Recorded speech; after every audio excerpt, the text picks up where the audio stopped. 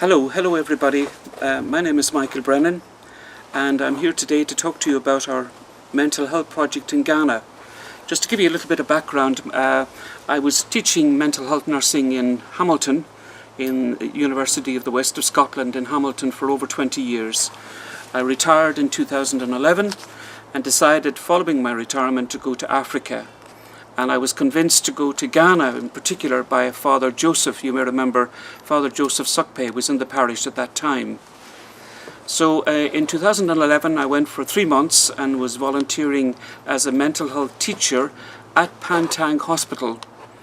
And I also went to Father Joseph's native village in Yendi in the interior of Ghana, where I spent a month teaching in the healthcare assistance school in that village. Anyway, one of the reasons I'm talking to you today is Mr. Harry Arthur. Harry has very kindly decided to do a wee introduction to slides that I developed out of a decision I made at the end of my second volunteering trip to Ghana when I was working at Pantang, to raise some funds to refurbish one of their wards, one of their particularly awful wards in Ghana called Ward 3. It's the admission ward. And it was in a very poor state of repair. And so when I came back in 2015, I decided, with the help of people in the parish, to raise some funds. And we raised over £16,000. And much of that, I would say over half of that, was raised in the parish, either in the parish through Lenten Appeal or via work in the school. The school gave me, the primary school, St Nicholas's Primary School, gave me £2,500, so wonderful, and St Vincent de Paul gave me £500. Just a word about Pantang Hospital itself. Pantang Hospital is on the periphery, on the edge of Accra, the capital of Ghana. There are two large hospitals in Accra, Accra Psychiatric Hospital and Pantang Mental Hospital. There's another one on Cape Coast. Pantang Hospital is a capacity of about 500 beds and it's very under-resourced, I would say. The staff work hard, but the hospital itself is very under-resourced, and thus the reason for our fundraising and our attempt to refurbish one of their really poorly neglected wards. So after fundraising over £16,000, the funds were sent on last September and work began on refurbishing Ward 3. The work continued throughout our winter. Well, it was hot throughout their summer. And in February of this year, the work was completed. And at that point, then they had a celebratory event and a reopening of Ward 3, which was attended by local dignitaries and representatives of the British High Commissioner and also people from the Irish Embassy. The caption photos that follow will illustrate the nature of the work and also the celebratory event itself.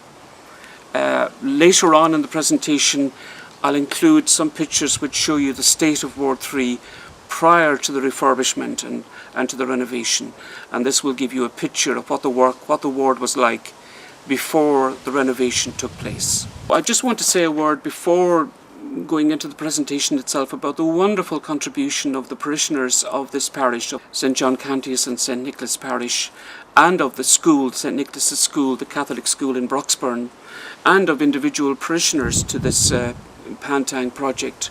People have been very, very generous. Of the 16,000, I would say well over half of that amount was raised locally in this parish. So wonderful contributions of people in the parish, sending money round the world to the very, very vulnerable and neglected patients in Pantang Hospital. Okay, as you will see from the slideshow which follows, the renovations and refurbishment at Ward 3 have been an enormous success. I'm absolutely amazed at the work that's been done, and it's really turned out very, very well. Just to say to everybody that the people in Ghana, the people at Pantang, are simply overwhelmed by your generosity and can't thank you enough for all the work, all the contributions you've made, and that the work has been done and is making such a difference in the hospital, particularly in the admission area, which is such an important part of the work of the hospital.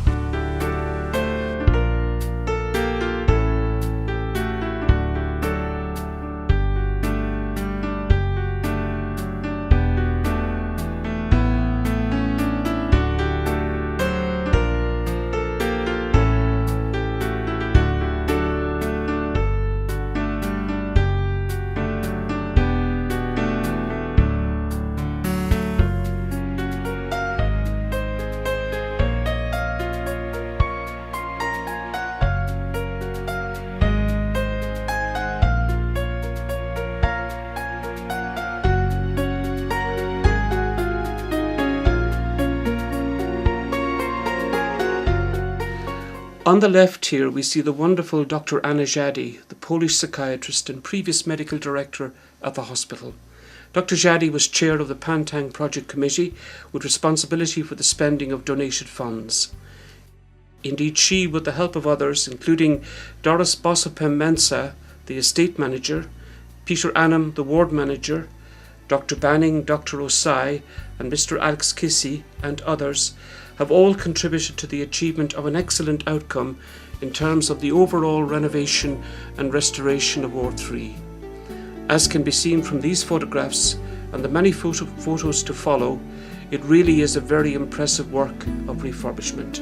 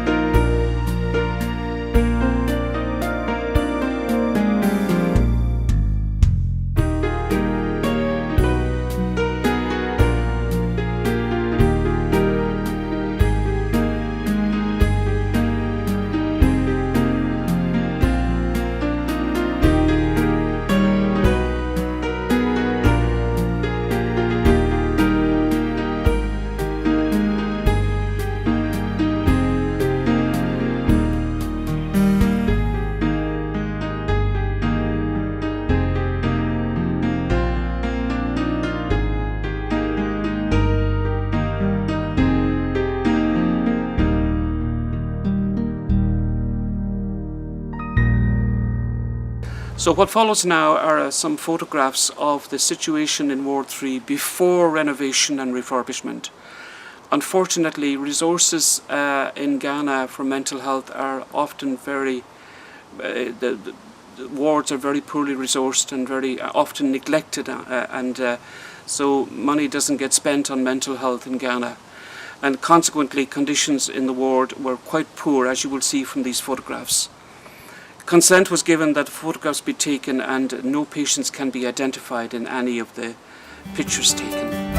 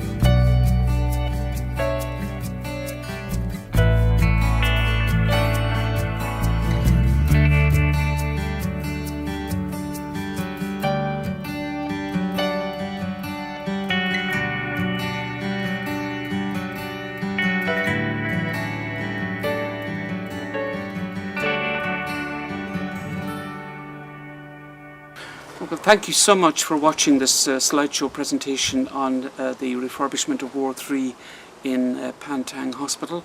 I hope you found it interesting and informative, a little bit more knowledge about mental health care in Ghana.